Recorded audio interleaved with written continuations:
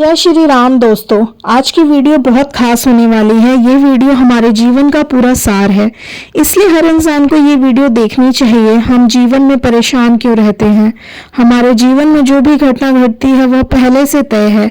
बाबा अपने उपदेशों में बहुत बार गरुड़ पुराण की चर्चा करते थे। वह बताते थे कि हमारे जीवन में क्या करना है और क्या नहीं करना है। जन्म से लेकर मृत्यु तक हमारे जीवन में जो कुछ भी घटना घटती है वह सब पहले से तय होती है। मृत्यु और जन्म की एक ऐसी सत्य है जिसे कोई नहीं टाल सकता, पर हम यह नहीं जान पाते कि हमारा भाग्य हमारे जन्म से पहले लिखा हुआ होता है या जन्म के बाद लिखा हुआ होता है।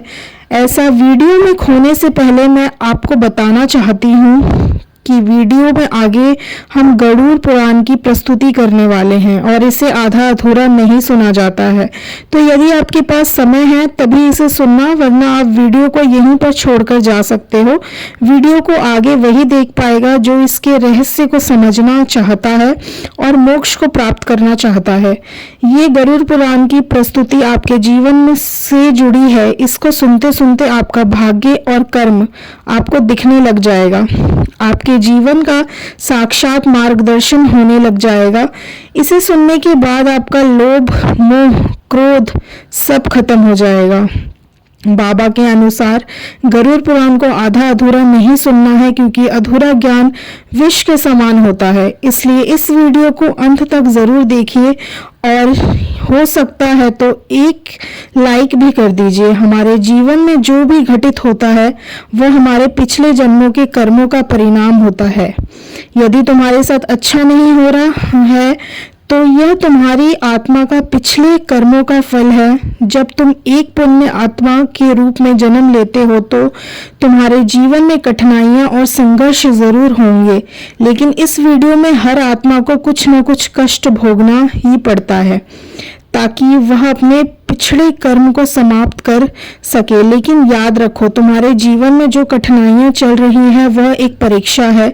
यदि तुम धैर्य और साहस से इस कठिनाइयों का सामना करते हो तो आप स्वयं अपने भाग्य को भी बदल सकते हो और तुम वह सब प्राप्त कर सकते हो। लेकिन कैसे कैसे अपने भाग्य को बदल सकते हैं? तो इसका जवाब यह है कि यदि तुम खुद को साहस, धैर्य और आत्मविश्वास से भर दोगे तो आप स्वयं अपने भाग्य को बदल सकते हो।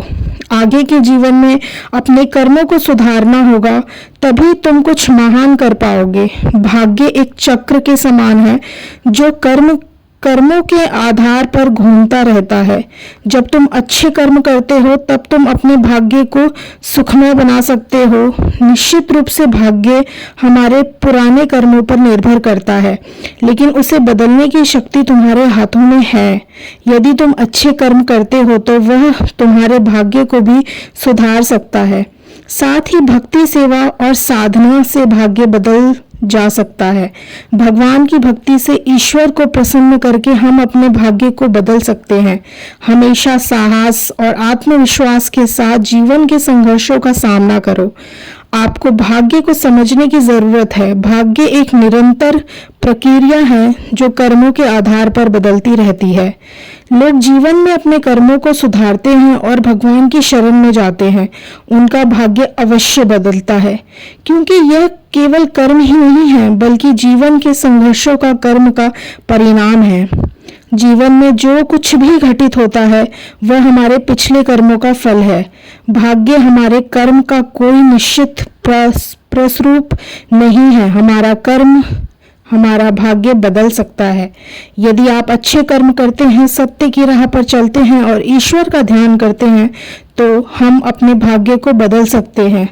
मनुष्य को यह ध्यान रखना चाहिए कि माता पिता की सेवा और दूसरों की सहायता, साथ ही ईश्वर का ध्यान ही सबसे बड़ा धर्म है।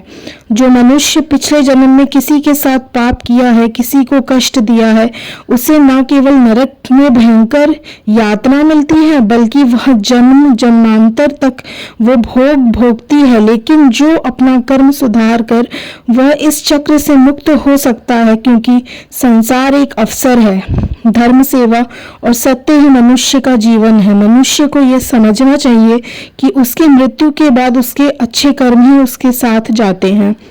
हमारा भाग्य हमारे पिछले कर्मों का फल है। हर दंड हर पुण्य का फल निश्चित होता है, किंतु आपको केवल अपने कर्मों पर ध्यान देना है। पाप को त्याग दो और धर्म, सत्य और सेवा को अपनाओ, क्योंकि यही जीवन का सबसे बड़ा सत्य मार्ग है। अब आपको यह समझ में आ गया होगा कि भाग्य निश्चित रूप से जन्म से पहले लिखा जाता है, लेकिन हम आपके जीवन के संघर्ष, सत्य, धर्म और ईश्वर की भक्ति से हम अपने भाग्य को बदल सकते हैं। तो ये थी इस वीडियो की पूरी जानकारी। आशा करती हूँ आपको पूरी बात समझ आ गई है। आप कमेंट में प्रभु का नाम अवश्य डालें और वीडियो को शेयर करना ना भूलें। जय श्री राम, सीताराम, जय श्री राम, हर हर महादेव, राधे राधे, जय श्री कृष्ण, जय श्री कृष्ण, जय Shri Krishna. Thank you universe, thank you universe, thank you universe, thank you universe.